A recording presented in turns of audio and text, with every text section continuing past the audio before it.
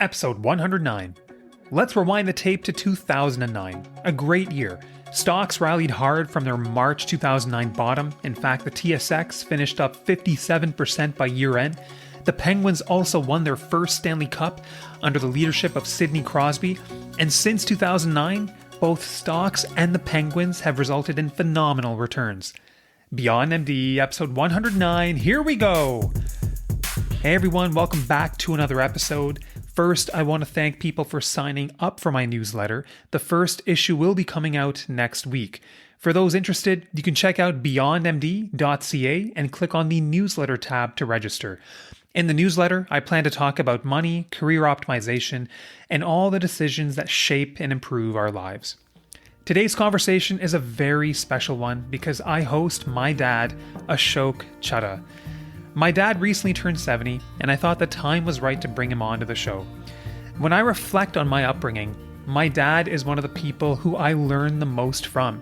He's had such an enormous impact on me, and he's taught me so much about what it means to live a curious and balanced life. And he's in fact the individual who introduced me to the joys of traveling the world. My dad was a very hardworking family doctor in Napanee and Kingston, and he had a long and enjoyable career. Most importantly, though, he was a tremendous family man. He had many successful entrepreneurial ventures, which we will unpack on the episode, and I think a lot of his success boils down to allowing himself to dream, staying curious, taking calculated risks, and most importantly, he did a great job building an identity around many things, not just medicine. So guys, without any further delay, here is the interview with my dad. Everyone, so today is a very exciting episode for me.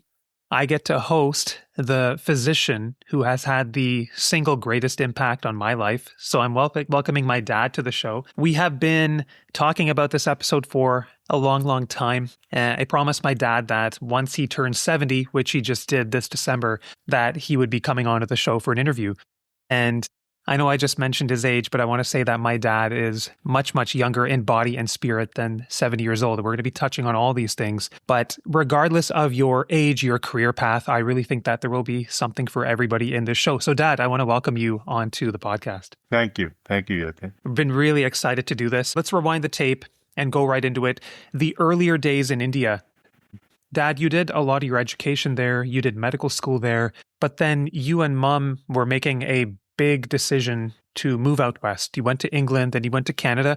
Can you just talk to us about those early days and tell us what motivated you to make that jump? Sure, Yatin. I'm really excited to be on your show here. Of course, England was it was a wonderful experience for me as a physician, and I learned a lot and met a lot of nice people. And but at the same time, I realized, to go further as a physician, not only as a physician on a personal level, improve, achieve a lot more. I think Canada was the best place. But, I must qualify. Coming to Canada started way earlier. I was in grade 6. You won't believe that. Oh, really? Yes. And what happened was, I was growing up in India. I had a beautiful childhood, and I was a very curious child. And always, and not only into sports and friends, but I was reading a lot. And so much so that, it's very interesting that the caretaker of my junior school, I had moved to the middle school, grade 6.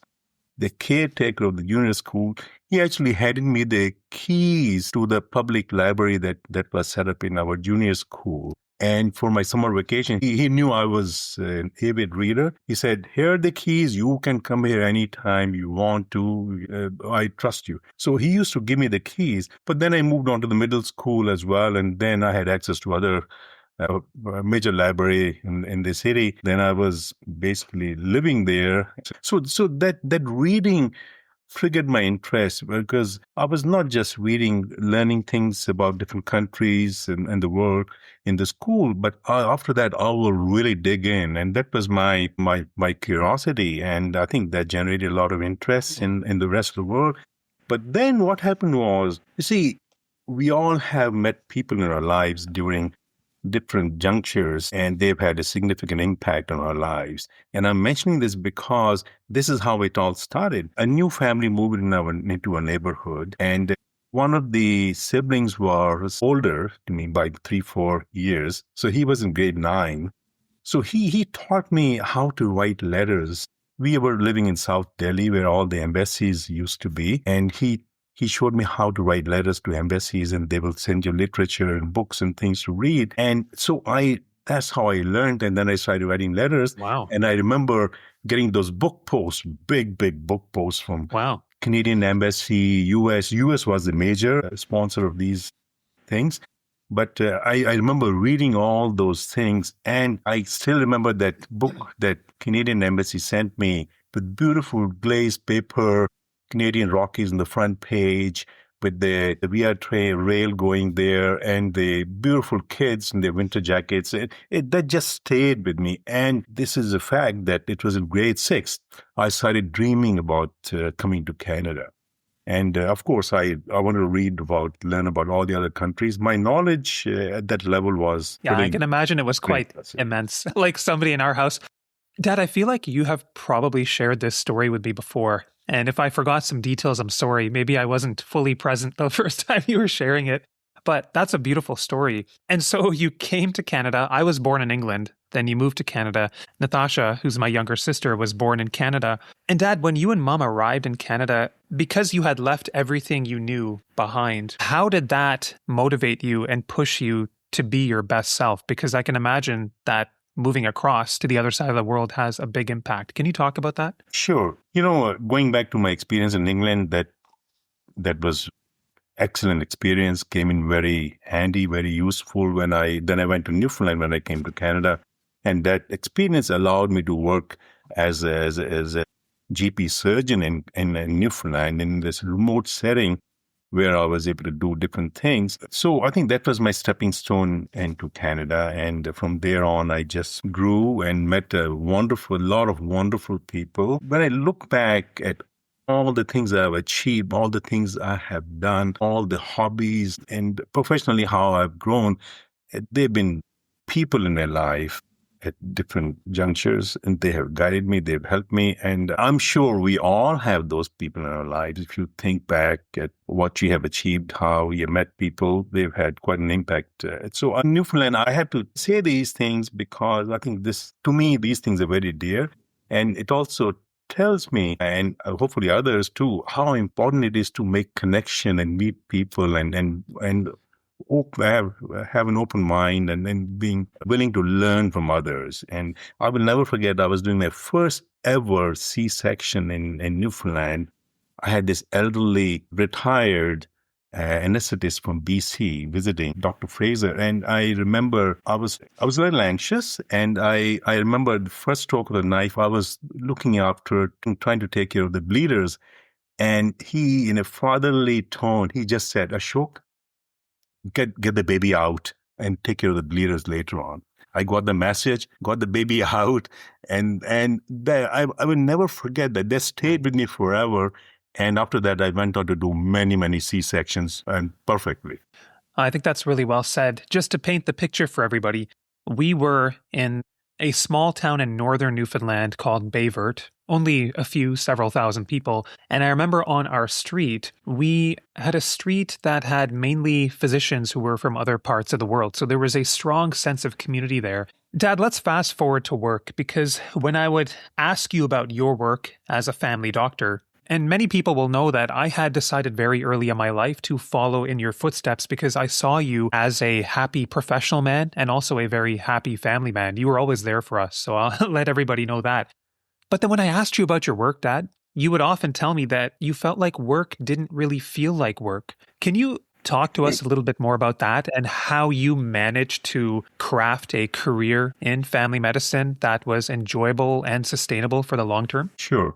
When I first came to Kingston, I was at Queen's for 1 year, and then I went to this adjoining neighborhood community called Napanee.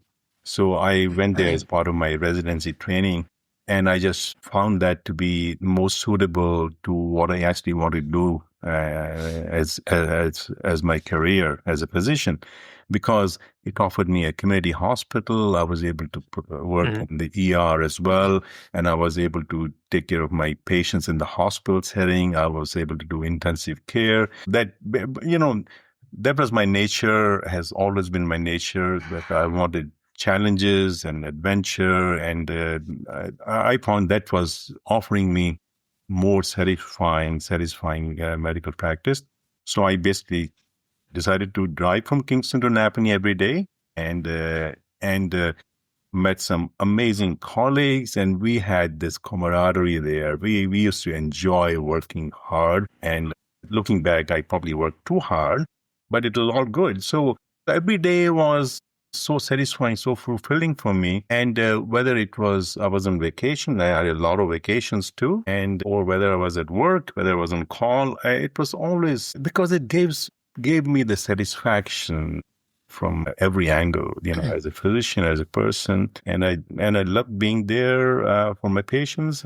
I was doing palliative care, I was doing house calls, I was doing ER, I was doing all kinds of things. So it was basically very fulfilling for me. So every day seemed like the same thing, whether it was Friday night, I was off for the weekend, or Monday morning, as you noticed, you commented that I always felt the same, and I just Mhm. enjoyed it.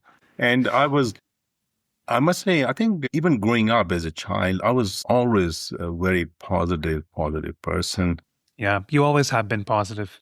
very resilient. And I think life is all about that. And I've always believed that, even in adversity, I found an opportunity. And I think it was just very positive. It helped me a great deal, no matter what I did, where I was.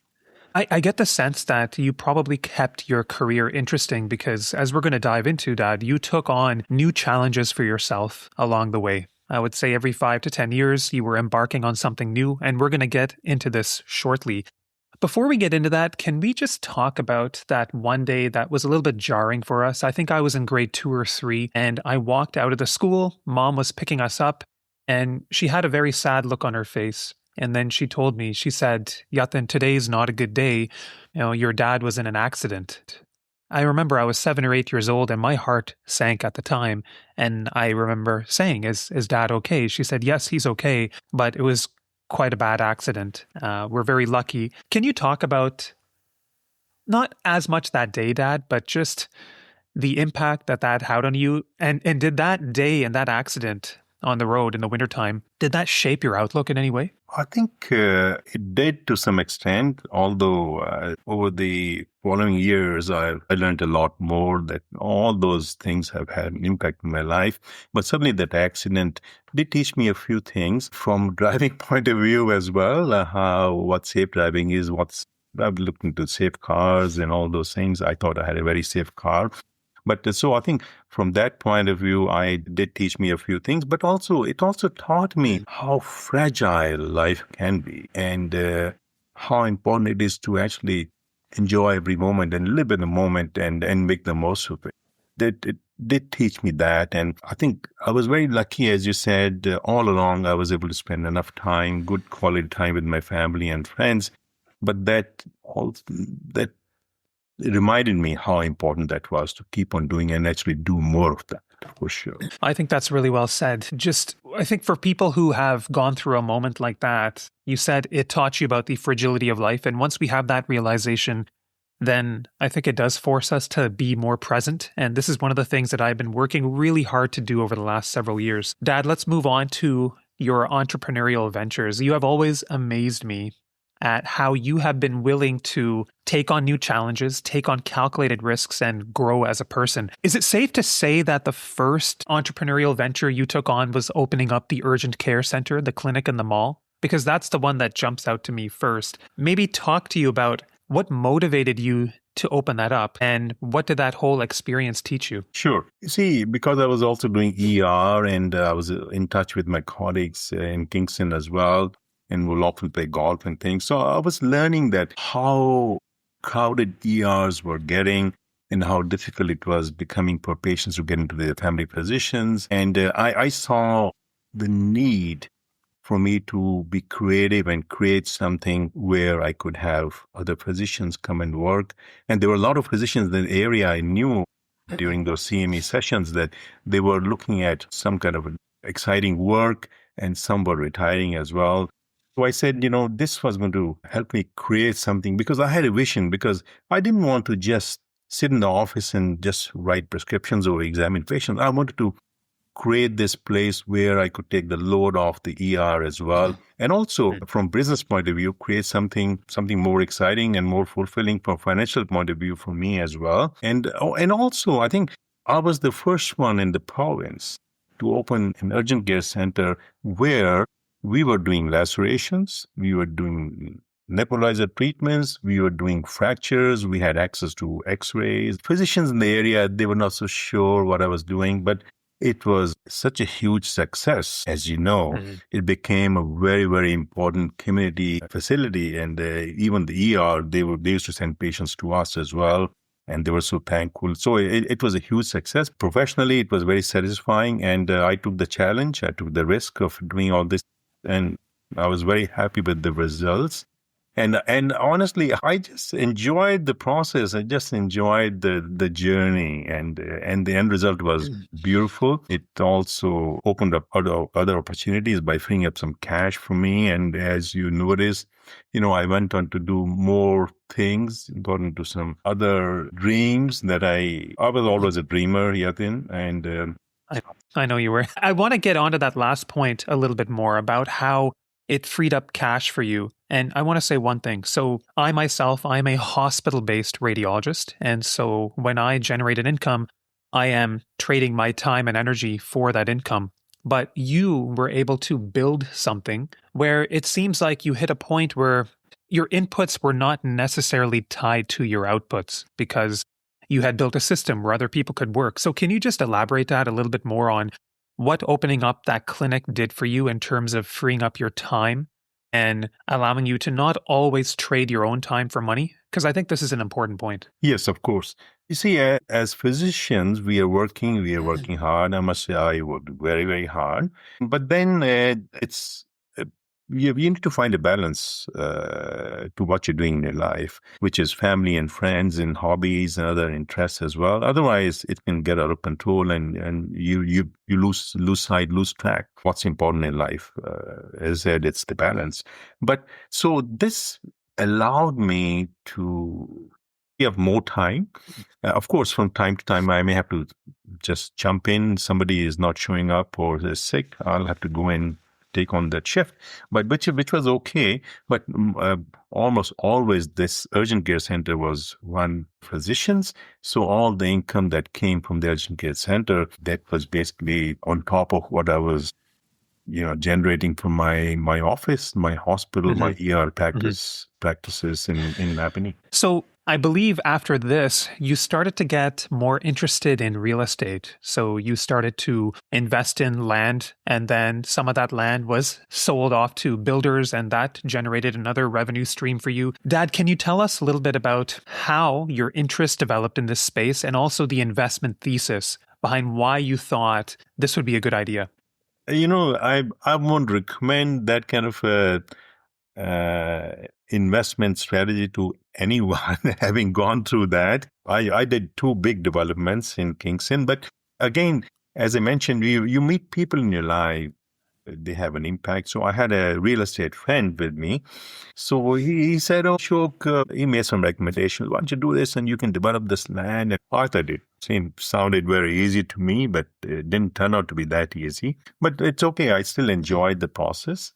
So I bought this piece of land and went through a development process and everything, dealing with bureaucrats and city guidelines. And so it is a lengthy process.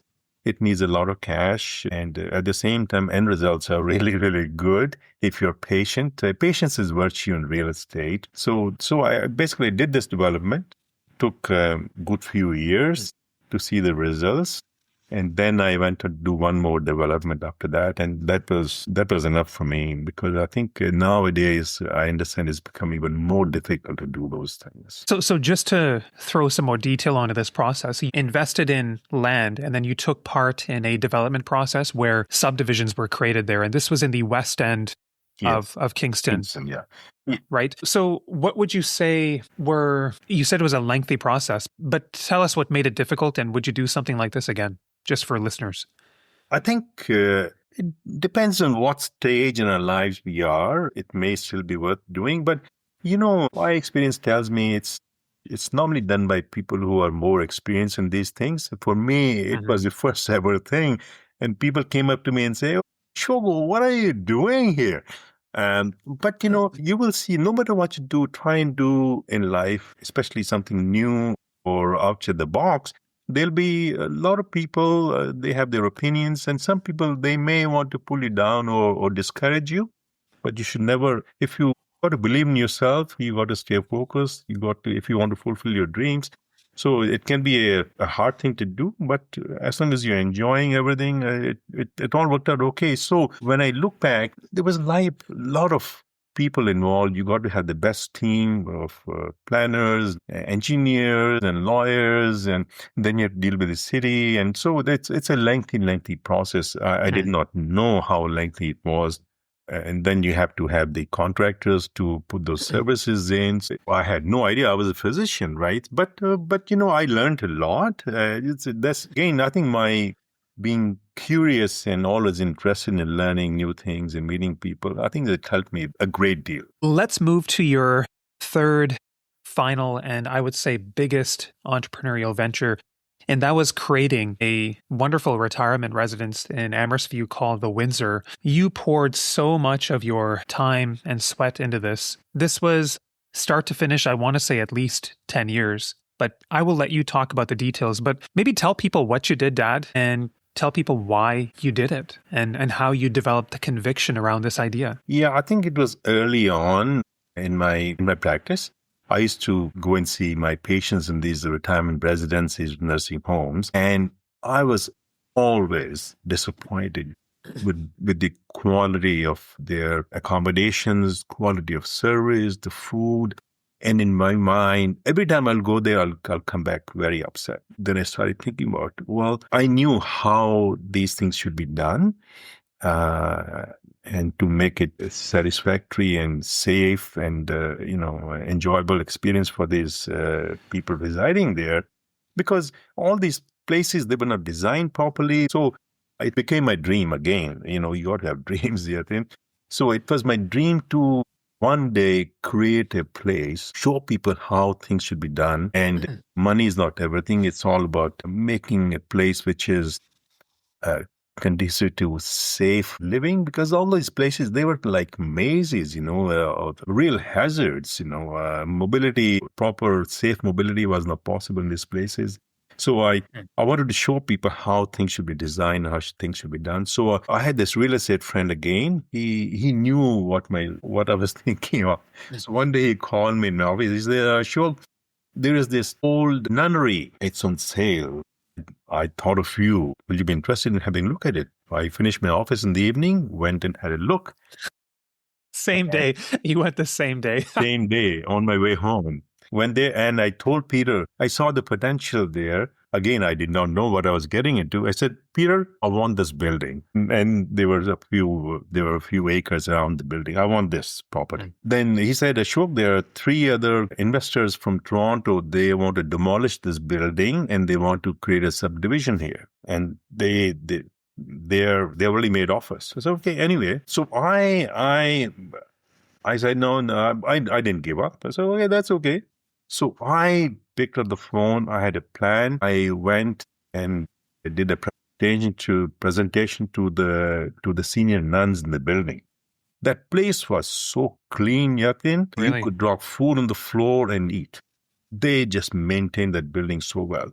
So I did the presentation. I still remember that day. It was in their dining room, did this presentation, showed them my vision. And right there, they said, forget about these developers, investors from Toronto.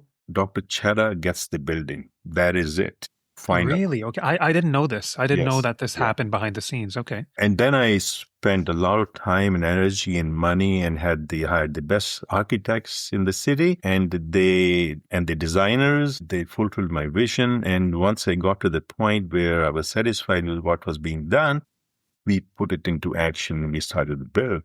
And when the building was done, those nuns, they came for the opening. And I still remember they came and hugged me. They had tears in their eyes. They said, Dr. Chadha, you have done way more than what your presentation was. And they were just so thankful. And it was written up all over the city in the newspapers. And so then it went on and it became, and I wanted to deliver quality. It became the reputation of this retirement residence was so good. I mean, we were known for our quality of food and care.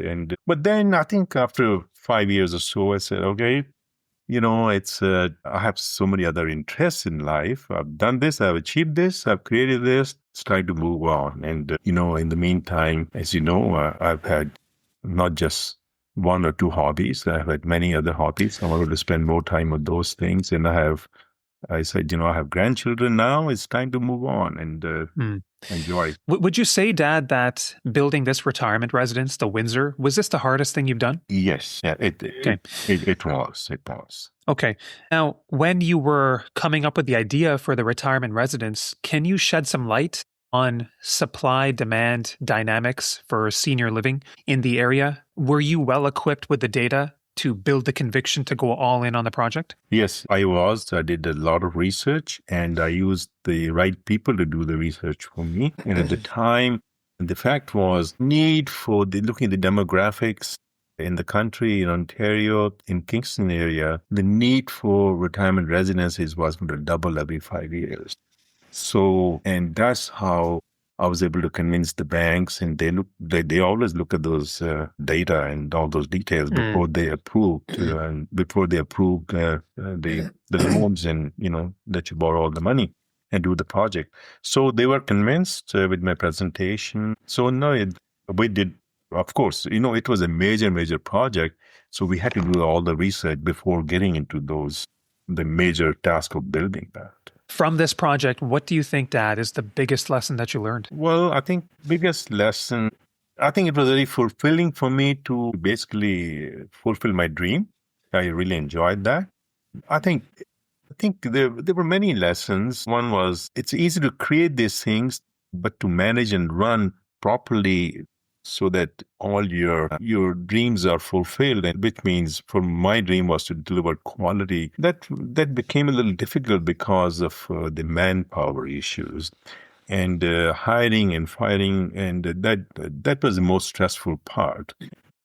I'm seeing a bit of a theme here. Your first venture, which was opening up the clinic, the urgent care center, and the Windsor, the retirement home, in a way, these projects directly tie to the experiences that you were accumulating in life on your journey. Whereas when you started to buy lots and take part in subdivision developments, that was quite a bit removed from the experience that you had gained in life. So to me, am I right in saying that the clinic and the Windsor were probably a little bit more fulfilling and rewarding for you and probably yielded better results over time? They did. Yeah, and I think that's an important part to drive home because we all have a journey and we are all accumulating our own unique experiences along the way. But if we are going to dream and build something, I think that sometimes the best results are achieved when we tap into the experiences that we are accumulating along the way.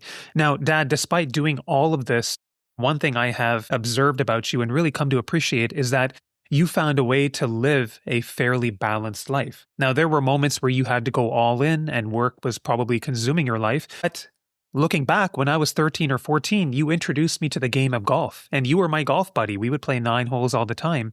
And then you also introduced me to travel. And I'd like to share a story with everyone. It was in 2010 when I was interviewing for my radiology residency. I went to the University of Calgary. And they asked me a very simple question. They said, Yathin, what do you like to do outside of work, outside of medicine? And I tapped into all the things, Dad, that we did together and all the things that you introduced me to in life. I talked about golf, those early morning rounds, those sunset rounds. I talked about traveling, doing the Inca Trail with you, climbing Kilimanjaro with you. And then it really hit me hard when I left that interview. I remember I picked up my phone right away and I called you and I said, Dad, thank you for enriching my life in all these ways. Mm-hmm. But then what it really brings me back to is how you found a way to enjoy today, but also save up for tomorrow. And what I wanted to ask you was, how did you figure out this balanced approach so early? Because one thing I realized in myself as recently as a few years ago, and I see it with a lot of my colleagues, that we're often working really hard. And I know Seema and I were doing this. We were delaying our gratification for later. And then 2023, we changed everything. But yet you found a way to live a more balanced life earlier, living today and saving for tomorrow. How did you figure this out early in life? I can probably say a few different things on this because, as I mentioned earlier, you always meet people at different junctures and they have an impact. So when I look at I think to begin with, my interest, my curiosity, my knowledge about the rest of the world, it just got me into thinking about visiting these places, being in those places. So even in med school, I was traveling a fair bit in Himalayas and everything. But then I looking at my hobbies, for example, I have many hobbies. So I met some people. For example, I remember my patient. He was a retired army man and a veteran. And then he was a great golfer and he used to win all the seniors championships in the area. So he took me to the range one day and he said, Frank was his name. He said, Dr. Chadha, you're a natural. Right away, it takes me to this custom, the club maker, his old friend. And he got custom clubs done for me. And then he used to play with me. And so he got me into golfing. And I'm so thankful to him. So that was one thing. Then I met somebody, another patient of mine, he got me into birding. And I remember going to Costa Rica for 2 weeks birding, and I fell in love with birding. Not just birding, fell in love with being in the rainforest and this. I learned the merits of being with nature and forest bathing and hiking. And, you're walking 10 hours a day. And I've done several birding trips since then and met some amazing people and fell in love with those things. And also I learned so much from these people, And then I remember I had a patient, he was 72 in my office and he comes in, he's looking for a prescription for Diamox. I said, oh, why do you need Diamox? He said, I'm going to be climbing Kilimanjaro. So, holy cow. I could not. I said, that got me thinking. So there is so much more to life. So, I got thinking, and in the next year, I climbed Mount Kilimanjaro too. So you see, it just happens, and it will be happening to you as well. I'm sure it has happened to you a few times already. So the balance, I was very fortunate. My thinking, I'm so thankful for everything. It was always important to me, not just medicine I love medicine, of course, that was the main thing, but I always was able to do a few other things and these people helped me generate more interests and, different hobbies. So this balance, it was very easy to achieve. And even when I retired, just before 64, I have enjoyed almost 45 years of medical practice. But I must say, I've had so many other interests. I'm just busy as busy as ever. I just took medicine out of the long list of hobbies, so to speak, and I replaced that with something else. So I've never looked back, and it's been really good. So I'm very thankful that I've had that balance. I love that. I think you were having some wonderful conversations with the people in your life, including your patients, that inspired you to think outside the box. Yes. And just a few days ago, Dad, we were having a conversation on the phone. In fact, it was yesterday. You told me that you're loving retirement. Yes. And which is really wonderful to hear. But I think the reason you're loving it and you're not getting bored is because your identity is built around many things, not just medicine. And you've always been like that. And it's wonderful to hear that family medicine did shape your life in that way, because I can tell you, for me, as a radiologist who spends 90% of my time behind a monitor, sometimes it can be very easy to lose sight of the other things that enrich your life.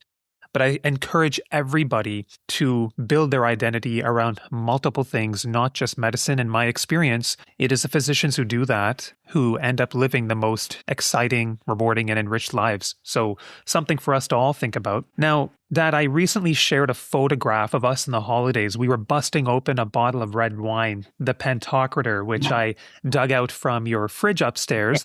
We did a bit of research on this wine, and we found out that the ideal drinking window was around now, and it was a delicious bottle. Mm-hmm. And then I shared that photo with my community, and then somebody mentioned in the post that, wow, your dad looks great. He's aging like fine red wine as well. And so let's just talk a little bit about your latest interest, which is living a healthy lifestyle, both through activity and through treating our body well, through eating well. Dad, what really motivated you to think about these topics so deeply? Because you've gained a lot of knowledge, you're doing really, really well.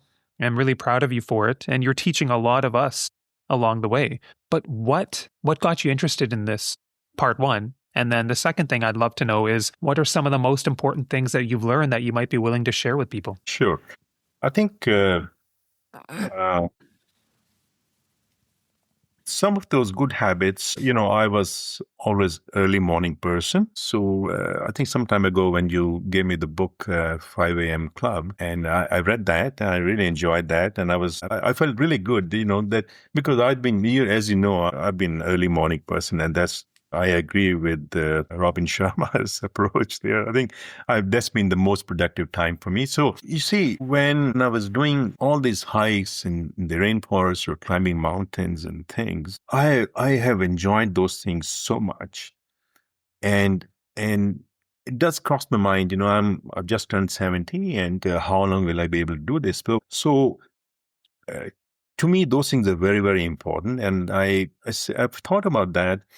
And now that I'm a grandparent too, I want to enjoy my grandchildren the way I want. I want to be active with them. I want to be able to do hikes and things with them. So I've been thinking about these things and said, I want to keep on doing all these hikes, keep on doing all these travels. For example, next month, as you know, I'm doing this Camino Costa Rica, the 280 kilometer hike next month. So I'm looking forward to that as well. So I want to keep on doing these things, but the only way to hopefully keep on doing these things is to stay fit, stay healthy. And one of the best memories I have was when I hiked Cinque Terre with my grandchildren. I will never forget that.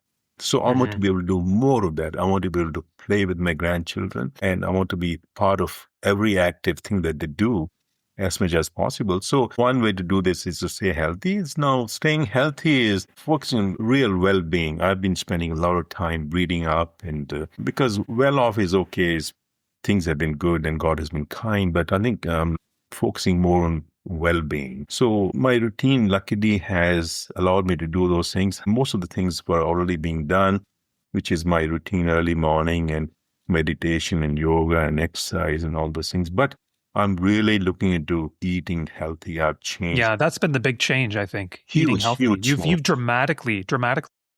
Yes. Dramatic changes. And I think I can tell you, I have, touch wood, I have never felt as good as I do now in my life. And I think I won't be exaggerating if I think I can climb Kilimanjaro now. When you said that, I don't think I'm exaggerating.